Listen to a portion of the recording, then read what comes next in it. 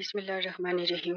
अल्लाहुम्मा सल्लि अला मुहम्मदिन व अला आलि मुहम्मद कमा सल्लैता अला इब्राहीम व अला आलि इब्राहीम इन्नका हमीदुम मजीद। अल्लाहुम्मा बारिक अला मुहम्मदिन व अला आलि मुहम्मद कमा बारकता अला इब्राहीम व अला आलि इब्राहीम इन्नका हमीदुम मजीद। मैं चंदा कैस में हूँ। उम्मीद है आप सब लोग खैरियत से होगा।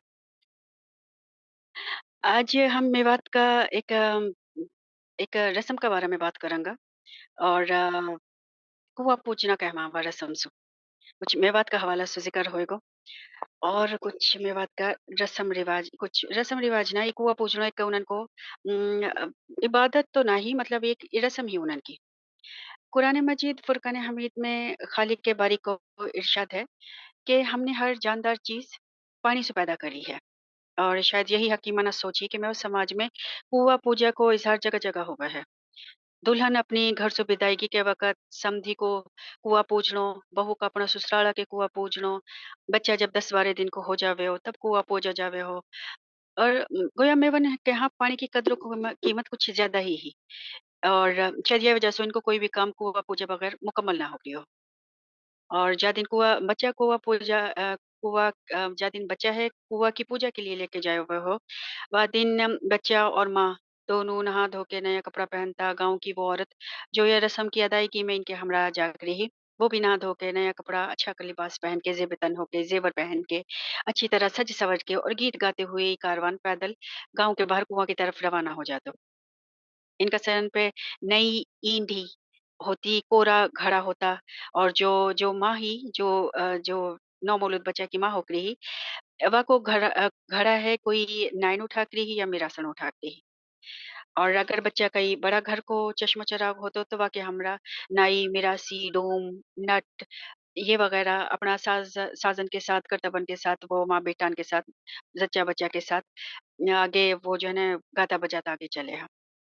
ख़वातीन इनके पीछे होक रही बाकी जो मदर रह रही, मदर और बच्चा रह के उनके पीछे चलक रही और पेशावर ताइफ़ा बच्चा का बुज़ुर्गन की शान में दोहा गाता और पुरखन का दानन सराहता हुआ, उनका ख़ानदानन का जो ख़ातून रह गई, जो माँ रह गई, वाका ख़ानदान का किस्सा ने गाता हुआ आगे जाकरिया गाता जाकरिया कि किस बड़ा बाप की बेटी है, या का ख़ानदान का या ख़ानदान माज़ी में कैसे-कैसे कारनामा सरअंजाम दिया, माँगन वाला को कितना ऊँचा दान दिया, शहनाई गुंजकरी, दफ नकारा बजकरिया, ढोल ढमक्का साथ हो गया। बहा एक शायान शान तरीक़ा से कुआँ पूजना की रस्म हो रही है।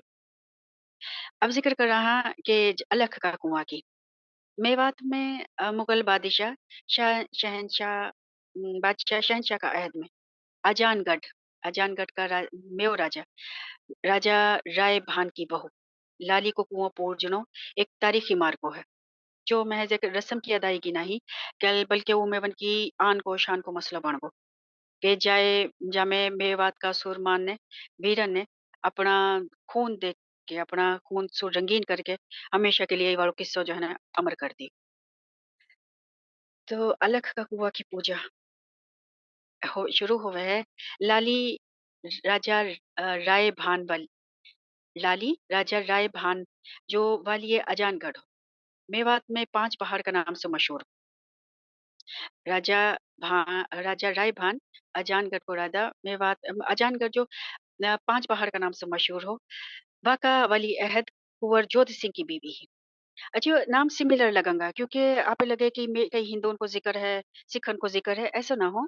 एक्चुअली मेयो की हिंद कदीम कौम ही और यह बात पे इंशाल्लाह फिर कभी बहस करूँगा कि मेवन पे उनका असरा था या मेवन कौन पे असरा था। बाहा ये बात है कि मेयो हिंद की एक कदीम तरीन कौम ही, बाहर से जितने भी कौम आई ही, वो सिथिन आया, सिथिन आया के बाद वो हुन आया, फिर सफ़ेद हुन आया, फिर कोल आया, फिर दरावर आया और आखिर में आर्य आया। तो एक ऐसे ही आया कि जो पहले आगा अगला आने वाला ने वो आगे धकेल दिया, फिर सफ़ेद हुन आया, उन्होंने हुन आगे धकेल दिया, फिर कोल आया, उन्होंने वो सफ़ेद हुन आगे धकेल दिया। जब जब दड़ावड़ आया तो उन्होंने कोल आगे धकेल दिया, ऐसे करके मतलब ये सिलसिला आगे से आगे चलता रहा और फिर जब लास्ट में आर्य आया तो उन्होंने दड़ावड़ और कौम मार-पीट के वो जनूब की तरफ आगे कर दी। तो नु है कि का कहवा इन्हन को आर्यन का असरात मेवन पे हा या हिंदू मत उन्हन को हो ऐसा ना हो, बल्कि इन कौमन ने क्योंकि ये बाहर से आई ही, ये जब हिना के रच बस गई, हिना ने रहना शुरू कर दियो तो मेवन का असरात इन पे पड़ा हा, तो यही वजह से इनका नाम कुछ ऐसा हा। कि फिर वही उन्होंने हिंदू ने इस्तेमाल करना शुरू कर दिया, सिख ने इस्तेमाल करना शुरू कर दिया, तो या वजह से नामन की और उनकी रस्मन की कुछ सिमिलैरिटी है। तो जो वली अहद कुंवर सिंह है, हावा की बीवी ही लाली, और वो जो पहाटपाल ही बासु ताल्लुक रखे हा, वाका वाली अहद हा। जब लाली ने की शादी हुई, वको पहलो बेटो हुयो, तो पूरी पहाटपाल में खुशी की लहर दौड़ गई कि पहाटवाल में पोता ने जन्म लियो है। बहुत सारी खुशी मनाई गई, दान-पुण्य दिया गया। इत्तेफ़ाक जो है कि उन्हीं दिनन में राजा राय भान का बरगी वो मुजाहिद या रज़ाकार रहा, जो हर पाल-वाल के पे होकरिया और उनकी तादाद 500 होकरी। और वो उन्हनि सो खिदमत को काम लेके रहा, और मोस्टली उनके बारे में यही कहा जावे कि वो इन राजा महाराजान का इन्होंने काफ़िला ने लूट लेके लिया, उनका खजाना ने लूट लेके लिया। और लूटना कहा, एक्चुअली उन्हनि की चीज़ है, वो ये तो बाहर वाला ने आके उन पे कब्ज़ो करो। तो उन दिनन की बात है कि राजा राय भान का बरगी ने मुगल बादशाह को शाही खजाना लूट लियो, जो आगरा से दिल्ली जा रहो, और 60 ऊँटन पे उलाद के जा रहो। तो मुगल बादशाह ने अपना सफ़ीर भेजा, बातचीत से मामलो सुलझानो चाहिए, पर नु कहवा कि मेव की अड़ी और पहाड़ की चढ़ी। तो राजा राय भान ने इनकार कर दिया कि जो चीज़ मेरे पे आ गई मैं वह क्यों दूँ? मुगल बादशाह ने भी फिर अपना ज़ोर लगा लिया। अपना सामान हासिल करने के लिए, खजाना हासिल करने के लिए एक भारी लश्कर उजानगढ़ की तरफ भेज दियो, और ये लश्कर अलख का कुआं पे आके रुको। और यह लश्कर की कमान शाहजहां ने ठाकुर अहलाद सिंह को सौंपी। ठाकुर अहलाद सिंह जाट खानदान से हो, जाट कौम से ताल्लुक रखे हो, और इतफाक से या जो जाट खानदान हो, ये राजा राय भानसु या को भाईचारो हो, दोस्ती ही। तो देखा जाए तो वो जो भतीजो है, वो चाचा की तरफ लश्कर के शिकरन लुगायो के जी, हमारा जो सामान लूटो गयो है वह वापस ले आओ। और अहलाद सिंह ने भी नो सोची कि मेरी जरा मेरो का कमा मुंह बोलो ही चाचा सही, कि मेरी आन इज्जत रख लेगो, और दरबार में भी मेरी कुछ अहमियत बढ़ जाएगी। तो वो लश्कर लेके चल दिया अजानगढ़ की तरफ। तो अलग का कुआं पे ये पहुंचा, हाँ, तो अहलाद सिंह ने राजा राय भान को इंतहा याजदी के साथ पैगाम भेजो कि काका, मुगल बादशाह ने यह एतमाद के साथ आपके पे मैं भेजो हूँ कि हमारा खानदानी ताल्लुकात था। आप या को लिहाज करोगा, मेरी इज्जत की खातिर लूटा हुआ माल है वापस कर दो, ताकि दरबार में बादशाह की आंखन में मेरा जो है ना, जरा मैं कामयाब कहलाऊं, दरबार में मेरी जरा शान ऊंची हो जाए।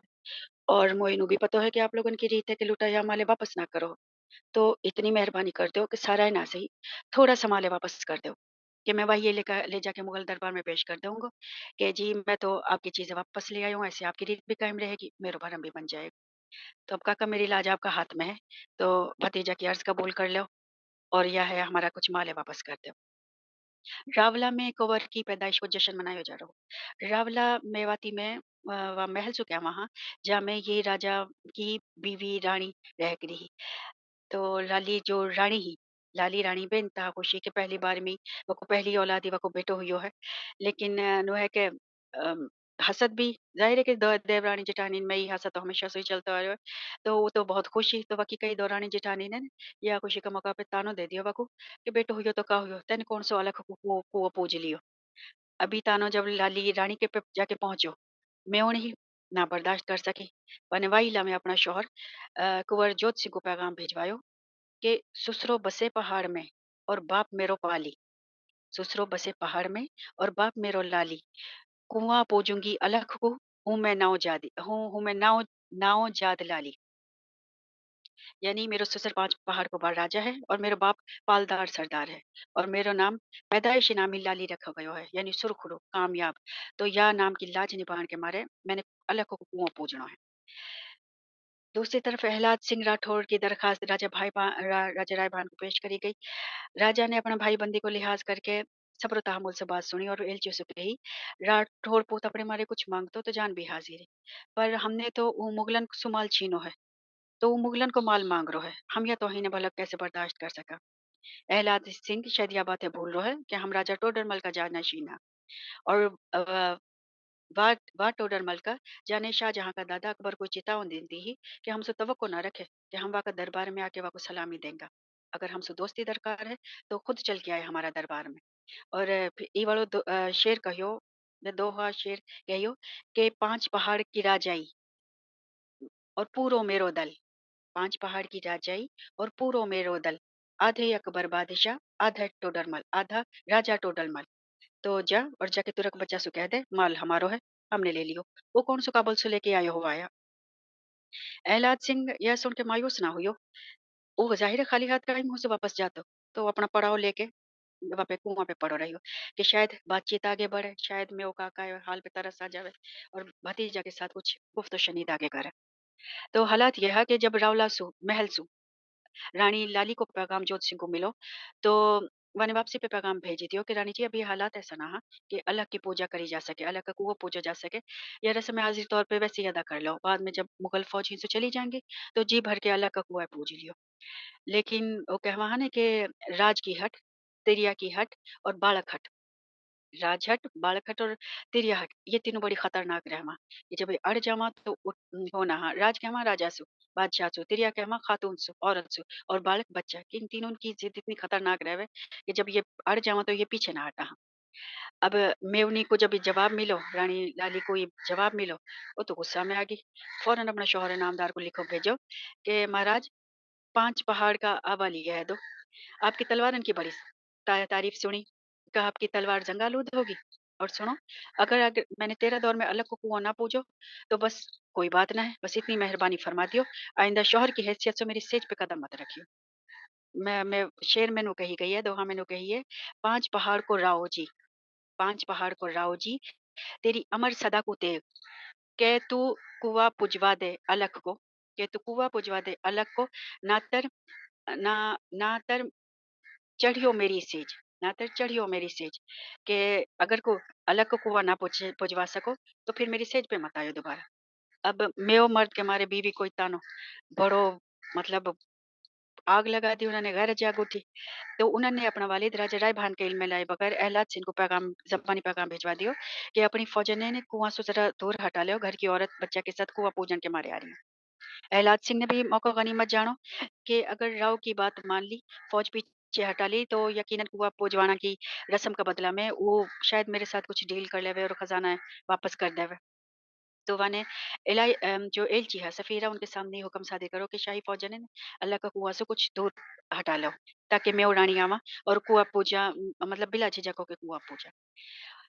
दूसरी तरफ फौज को एक हुक्म दे के वने आया हुआ एलची से कही मैंने कुआं खाली करवा दियो है। राव जी से इतनी विनती कर दियो कि रानी से कह देवा कि जंगी नकारा और बाजान के बगैर पूजा करा। ऐसे ना हो कि जंगी नकारान की कुछ सो जो मुगल फौज हाँ वो जो है ना नकारा जंग को नकारो समझा और अहकामात लिए बगैर ही जंग में कूद पड़ा। तो जरा यह मेहरबानी कर दियो, कृपा कर दियो और दोस्ती और भाई बंदी की राज रह जाएगी यह बात सो।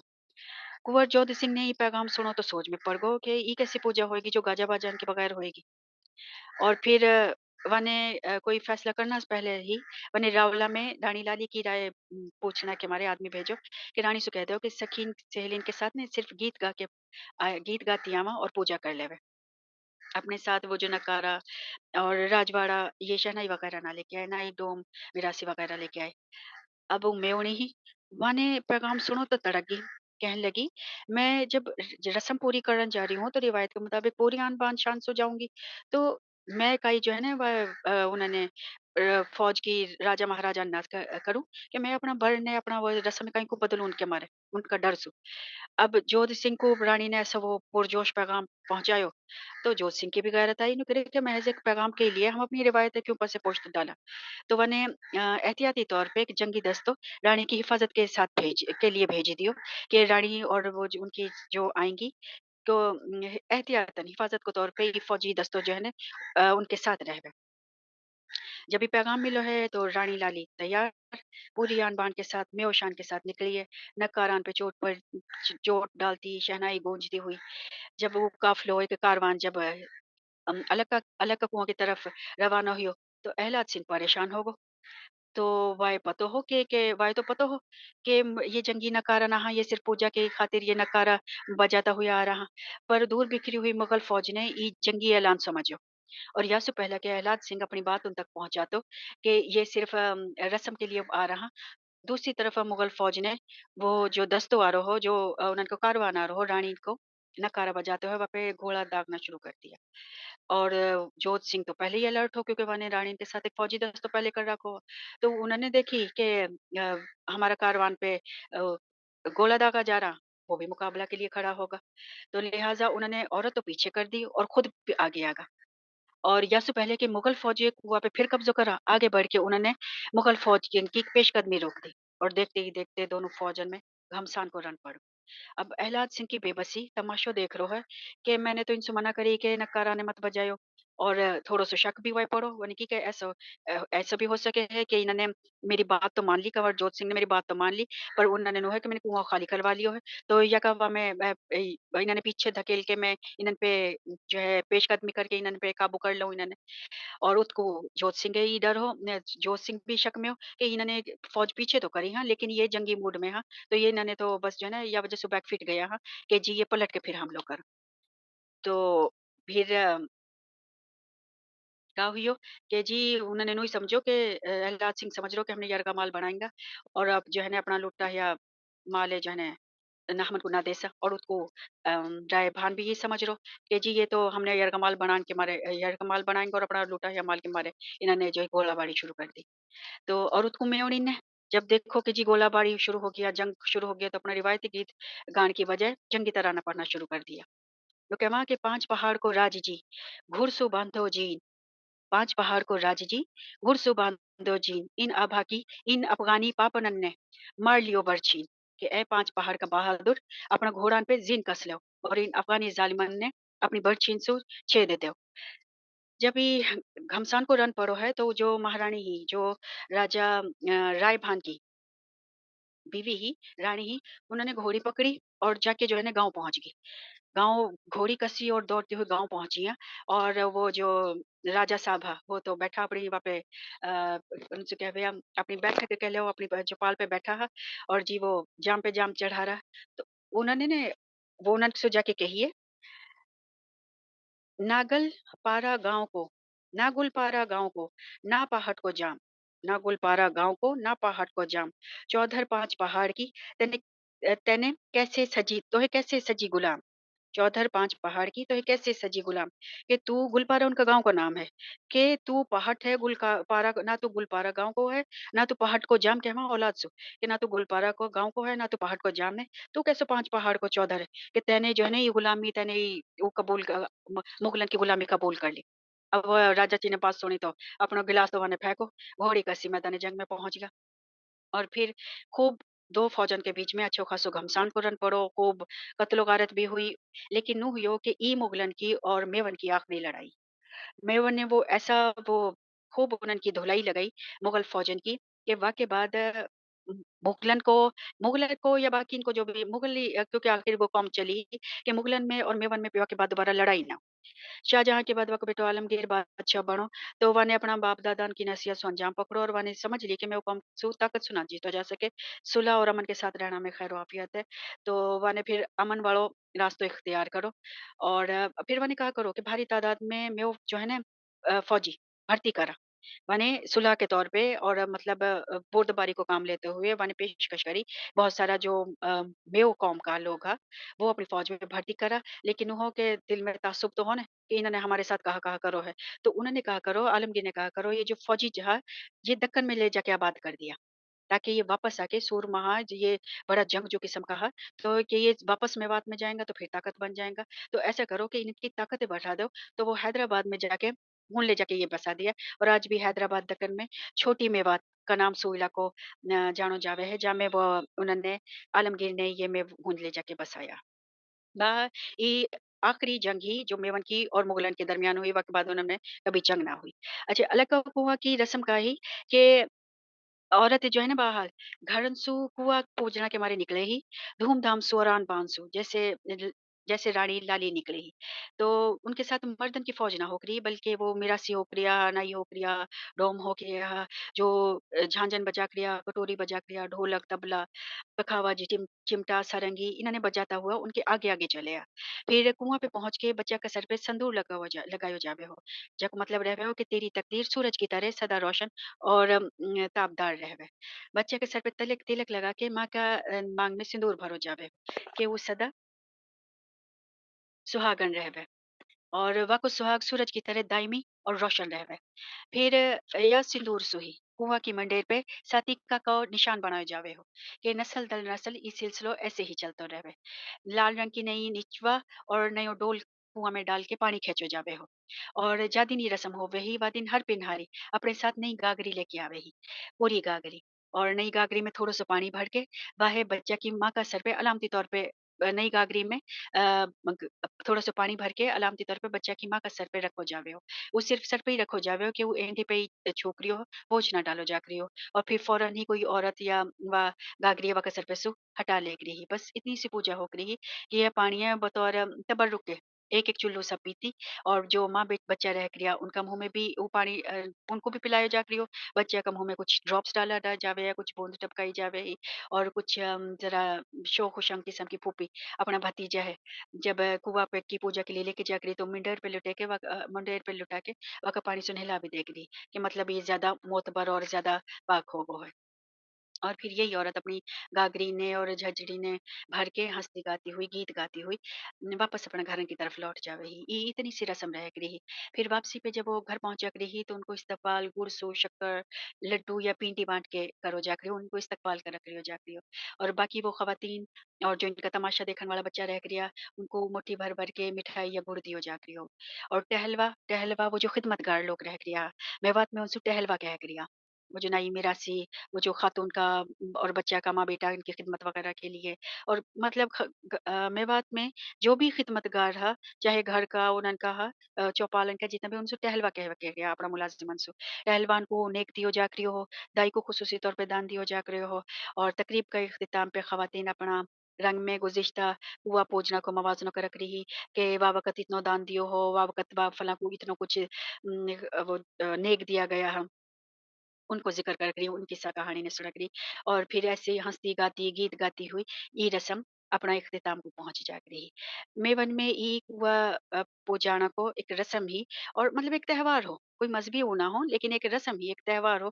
क्योंकि पहले कोई इनन का कुछ ऐसा ना हाँ, कोई ऐसा लंबा-चौड़ा त्योहार ना हा, वही छोटा-छोटा त्योहार है, वही खुशी का मौका ढूँढा करिया। छोटी-छोटी बातन पे कि सारा इकट्ठा होके गीत गाना, नेक देना, मिठाई बाँटनी, गुड़-शक्कर या पिंडी, लड्डू या टाइप की चीज़ बाँटनी, छोटी-छोटी चीज़ रह करी कि वो खुशी का मौका ढूँढा करिया।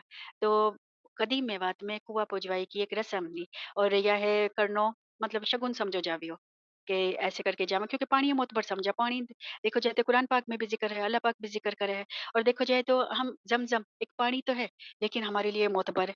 तो मुसलमान मुसलमान का मेवन में क्योंकि रेयर हो कि मेवात एक पहाड़ी इलाको है, तो हुन पानी काफ़ी कम होकरियो, हो कुआँन में होकरियो, बावली में होकरियो, बारिश का बारानी इलाका तो बहुत ही कम हा।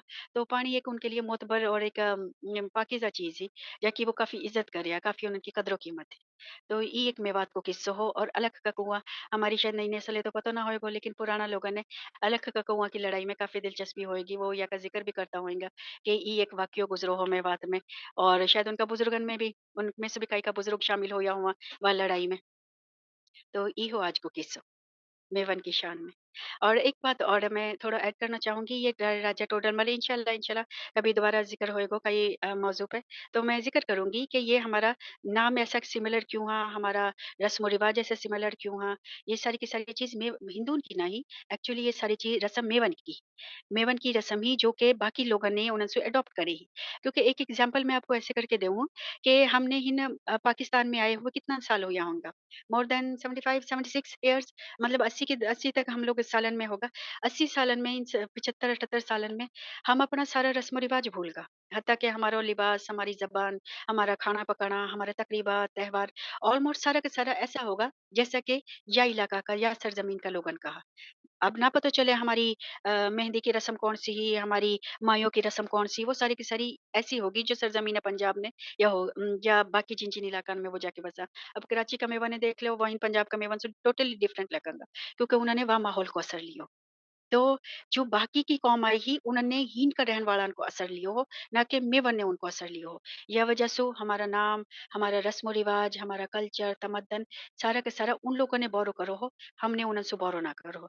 बस उन्हन की गुड लक नो हुई कि वो कुछ पढ़ा लिखा हा, उन्होंने अपनी तारीख किताबन में महफूज़ कर ली, खुद सर पे खड़े होके अपनी तारीख लिखवा दी कि जी हम ऐसे-ऐसे हैं और मैं वैसे हा। तो ज़ाहिर है कि वो बाहर से आया मकामी लोगन से तो उनकी अनबन होनी ही। तो या वजह से उन्होंने अपनी तारीख अपना हिसाब से लिखवा दी। मेवन पे कोई तारीख दान हा ना हा का भी कहीं ने ऐसी सोची ना। तो या वजह से उन्होंने नु समझी कि मेवन ने उनकी रस्म-ओ-रिवाज उनका नाम बोरो करा हा, उन्होंने ना करा। तो इंशाल्लाह यह बात पे कभी दोबारा बात होगी। अल्लाह पाक आप लोगों ने खुश रखे, आपकी ज़िंदगी में आसानी करे और आसानी बटन वाला बनाए।